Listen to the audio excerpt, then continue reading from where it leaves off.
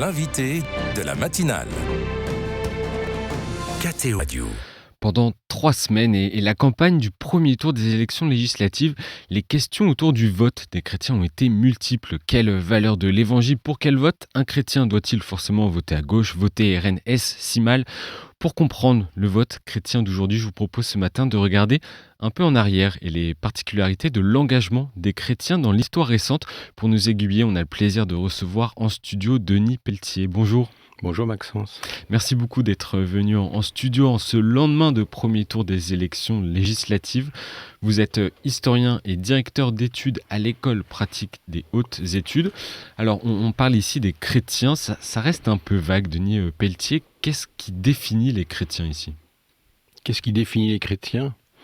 Plusieurs confessions religieuses, protestants et catholiques, et plusieurs manières de se rapporter à son christianisme. Il y a des chrétiens pratiquants, il y a des chrétiens non pratiquants, il y a des chrétiens moyennement pratiquants. Et dans le catholicisme qui est majoritaire en France, il y a une caractéristique du catholicisme français qui est ancienne, qui est son pluralisme. C'est-à-dire que, puisqu'on va parler de politique, l'une des caractéristiques du catholicisme français, c'est son pluralisme politique, et ça remonte au XIXe siècle. La foi chrétienne a-t-elle une valeur politique ? Ah, ça, c'est une bonne question. Il y a un grand théologien, qui est le père de Lubac, qui a écrit un livre qu'il avait intitulé « Les prolongements sociaux du dogme ». C'est-à-dire que avec cette idée que la foi chrétienne avait effectivement imposé un certain type d'obligation dans l'espace public et par conséquent dans la vie politique.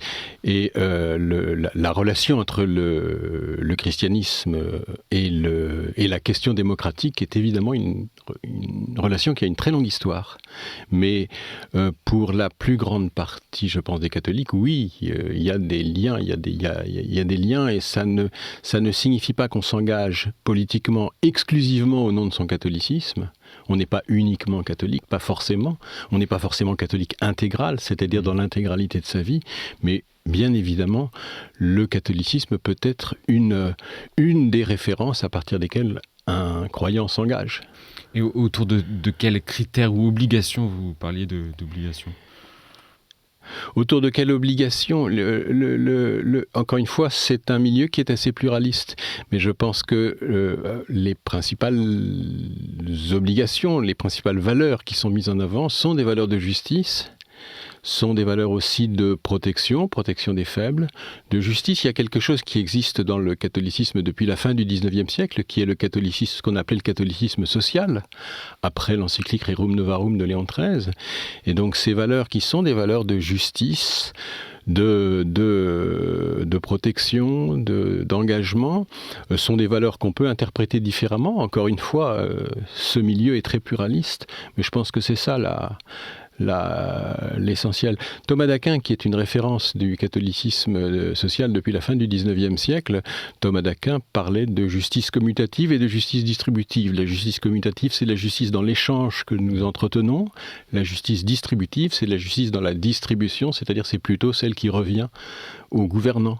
Et à partir de la notion de justice, je pense qu'on peut assez facilement décliner les différentes manières d'être chrétien dans l'espace social. Par rapport au vote, ce qui nous concerne par rapport à l'actualité que l'on connaît de ces dernières semaines, si on regarde un peu dans le rétro et qu'on s'arrête au moment de la libération en 1944-45, comment a évolué l'engagement chrétien en politique ? Depuis la libération, si vous remontez à la Résistance, vous avez un milieu catholique qui est comme la société française. C'est toujours difficile de différencier l'un de l'autre, surtout à cette époque-là. Mais vous avez un milieu catholique qui avait été très partagé. L'épiscopat français, pendant la Seconde Guerre mondiale, a été majoritairement vichiste, favorable au régime de Vichy. En même temps, il y a eu de très grands mouvements de résistance, notamment le mouvement témoignage chrétien et ce qu'on a appelé la résistance spirituelle. Et donc, à la Libération, vous avez un véritable engagement catholique à travers une démocratie chrétienne qui s'organise autour d'un parti politique qui est le mouvement républicain populaire, le MRP, qui était le seul vrai parti catholique de l'histoire de France. Voilà, ça c'est un moment qui est intéressant parce qu'en même temps, le gaullisme qui s'organise à ce moment-là a de fortes composantes catholiques. Voilà, c'est un peu le début. Après, vous avez un certain nombre d'étapes dans l'histoire du catholicisme politique de l'après-guerre. Et quel moment marquant on peut retenir ? Pour moi, les moments marquants, ça pourrait être la guerre d'Algérie a joué un rôle important. Dans l'apaisement de la relation entre les catholiques et la République, la loi Debré de 1959, la loi sur l'enseignement privé, sur l'enseignement privé sous contrat. Et puis ensuite, il y a tout ce qui se joue et dans l'héritage duquel, il me semble, nous sommes encore, il y a tout ce qui se joue autour à la fois du Concile Vatican II, 1962-1965, et des années 68. Et la séquence Vatican II, année 68, est une séquence qui a assez profondément bouleversé l'engagement politique des catholiques, l'engagement politique là aussi des Français, et dont nous vivons encore pour partie, je pense, les conséquences. Et c'est intéressant de voir comment la période actuelle fait rejouer ce qui s'est passé dans les années 68. Sur quels critères, quel balancier, quelles idées se joue aujourd'hui cette articulation ? Vous savez, les années 68, ça avait été des années de remise en cause assez profonde des institutions qui donnent du sens, en quelque sorte, la famille, l'État, l'Église, l'armée, tout ce que vous voulez. Et donc ces institutions qui donnent du sens, c'est un moment de redéfinition assez profonde des valeurs autour d'enjeux qui sont autour d'un enjeu central pour moi qui est la question de l'émancipation des personnes et des modalités de l'émancipation des personnes. Et il me semble que l'un des débats auxquels on assiste aujourd'hui, c'est le rejeu de ce débat sur l'émancipation. Le rejeu de ce débat sur l'émancipation, c'est-à-dire pour un certain nombre de catholiques, notamment parmi ceux qui glissent actuellement vers la droite, comme d'ailleurs une partie de la société française glisse vers la droite, sur des enjeux de conséquences de ces politiques de l'émancipation. Est-ce qu'on est allé trop loin ? Est-ce qu'il faut revenir en arrière ? Et puis des enjeux peut-être aussi de définition de l'émancipation, avec cette idée que je crois toujours forte qu'il y a vraiment là aussi un pluralisme des positions à l'intérieur du catholicisme français. Vous avez parlé du MRP, Ouais. ce grand parti chrétien qui n'existe plus aujourd'hui. Pourquoi n'y a-t-il pas de grands partis chrétiens aujourd'hui en France sur le modèle de la CDU en Allemagne ou encore du PDC en Espagne par exemple ? Il n'y a jamais eu de grand parti. Le MRP a été un grand parti, mais il n'a jamais été si puissant que le jour de sa fondation. C'est-à-dire qu'il perd des voix tout au long de son histoire. Ça remonte au XIXe siècle, cette absence. C'est-à-dire que au XIXe siècle, les catholiques sont dans une position pendant longtemps d'hostilité à l'héritage de la Révolution française, même s'ils s'organisent pour intervenir dans ce cadre-là. Mais ils sont dans une position d'hostilité et on est aussi dans une situation de concordat entre Rome et Paris, c'est-à-dire que Rome a passé un accord avec Paris pour réguler la vie de l'Église catholique. Je ne rentre pas trop dans les détails.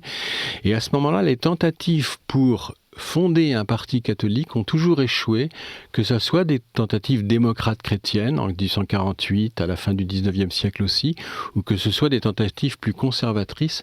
Notamment, Rome s'y est opposée, parce que Rome ne voulait pas rompre les conditions du concordat. Mais surtout, ce qui a joué, c'est dès le XIXe siècle le pluralisme des catholiques. C'est-à-dire que le catholicisme qui avait été très ébranlé par les révolutions françaises s'est reconstruit dans les années 1815-1850 de manière parfaitement pluraliste. Ça, c'est vrai. Et ils n'ont jamais réussi à se mettre d'accord entre eux ensuite. Et donc, on n'a pas de parti catholique en France. Pas de tradition de parti catholique. Et néanmoins, il y a un engagement chrétien qui a, à la gauche, en tout cas, façonné le socialisme moderne en France et en Europe. Qu'est-ce qu'il en reste aujourd'hui ? Alors déjà, ça a toujours été minoritaire, l'engagement. Si on parlait du vote, on dirait que le vote des catholiques pratiquants est traditionnellement un vote majoritairement à droite. 70% des catholiques pratiquants, sur une longue durée, votent à droite. Les partis politiques qui se sont réclamés du catholicisme, entre autres, étaient plutôt des partis de centre ou de centre-droit. Ce qu'on a appelé les cathos de gauche, parce que c'est à ça que vous faites allusion, c'est une tradition un tout petit peu différente, qui a une longue histoire elle aussi, qui est plutôt minoritaire dans le catholicisme et dont il se trouve qu'elle a joué un rôle plus important dans les années 1960-1970, au moment où la gauche se reconstruisait autour de François Mitterrand, au moment où on commençait à se détacher du modèle communiste soviétique, au moment où un certain nombre de personnes en voulaient à la SFIO, c'est-à-dire au Parti socialiste de l'époque, à cause de sa politique en Algérie. À ce moment-là, il y a eu une recomposition de la gauche, une redéfinition de la gauche, et ça a coïncidé avec les retombées immédiates du Concile Vatican II. Et donc la gauche catholique, qui avait beaucoup de mal à se situer sur le terrain politique auparavant, a trouvé là une opportunité, une utilité.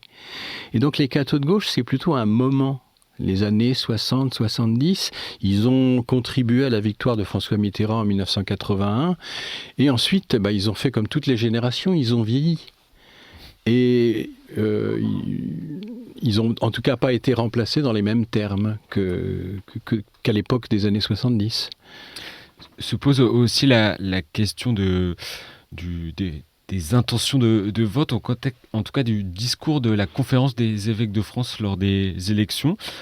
Quelle a été la position des évêques sur ce vote catholique et pourquoi n'y a-t-il plus de consignes de vote ces dernières années ? Il n'y a plus de consignes de vote des évêques depuis les années 60. Et moins encore depuis 1972, un texte qui s'est intitulé « Pour une pratique chrétienne de la politique » et qui reconnaissait le pluralisme. Donc il n'y a plus de consignes de vote. Il y a des prises de position, il y a toujours eu des prises de position qui ne sont pas des consignes, mais qui sont des prises de position. Au moment du vote, il y en a eu d'assez fermes pendant longtemps. Ce à quoi vous faites allusion, je pense, c'est la prise de position sur le vote à l'extrême droite. En 2002, il y avait eu encore... En 2002, au moment du second tour entre Jacques Chirac et Jean-Marie Le Pen, il y avait encore eu des prises de position assez fermes contre l'extrême droite, non pas de l'épiscopat en tant que tel, mais de figures importantes de l'épiscopat, notamment Jean-Marie Lustiger et celui qui dirigeait à l'époque les affaires sociales de l'épiscopat, qui était Monseigneur de Béranger. Depuis quelques années, pour des raisons sur lesquelles on peut revenir, les prises de position de l'épiscopat au moment des élections sont beaucoup plus, beaucoup plus timides, je pense, beaucoup plus modérées, beaucoup plus timides, beaucoup moins claires. Pourquoi ? Probablement pour deux raisons. Premièrement, la société française glisse de la droite vers l'extrême droite, glisse à droite, le catholicisme aussi, peut-être les évêques aussi, après tout. Dans le catholicisme pratiquant, il y a longtemps eu une frontière entre le vote à droite et le vote à l'extrême droite. On disait que que les catholiques pratiquants votaient à droite, mais rarement à l'extrême droite. C'est une chose qui a disparu. C'est une barrière qui a été cassée en 2015, au moment des élections régionales. On peut très très précisément le dater, et c'est juste après le mariage pour tous, l'affaire du mariage pour tous. Donc là, ça a été cassé. À partir de ce moment-là, la frontière n'existe plus. Et je pense que les évêques en tiennent compte dans leur prise de position. Il y a depuis quelques années une tendance à l'entre-soi, je pense. C'est-à-dire que les évêques, me semble-t-il, en particulier dans leurs dernières déclarations, celles qu'ils viennent de faire avant les élections législatives, appellent à prier. Ils appellent à prier Dieu, l'Esprit Saint, la Vierge, Jeanne d'Arc, Thérèse de l'Enfant Jésus, toute personne fort respectable, mais je ne suis pas sûr que ça parle à grand monde, y compris, je pense, parmi les catholiques pratiquants. Et il y a une forme de repli comme ça qui est un peu étrange et qui tient peut-être à la difficulté qu'ils ont à se positionner, également parce que les catholiques pratiquants sont de plus en plus minoritaires en France.